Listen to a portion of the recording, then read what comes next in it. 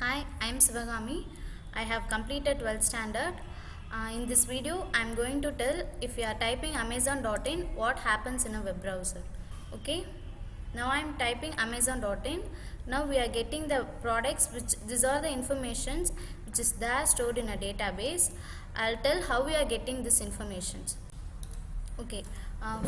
First we need to send the HTTP request to the Amazon server.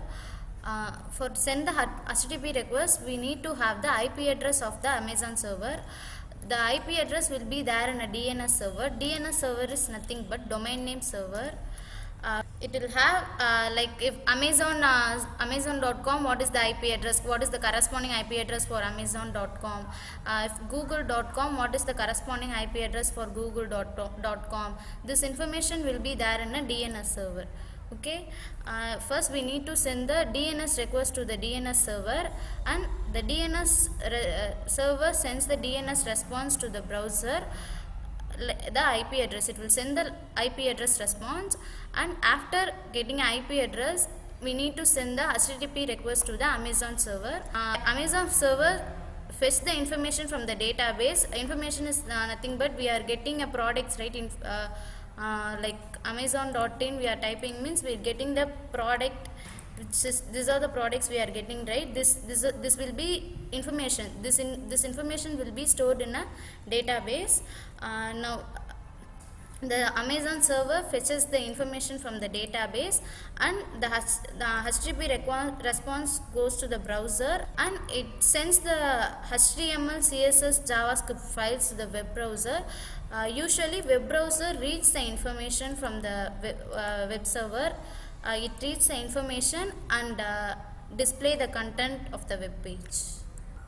Now the browser will read the HTML, CSS and JavaScript files and reads the information and display this content like this. And HTML is nothing but it is a hypertext markup language.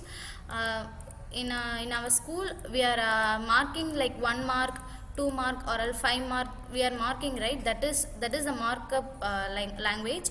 Here we are marking the tag, and we are inside the tag we are giving a content like this is a header and this is the body content. In HTML we will be giving this content and all. It will be like a document.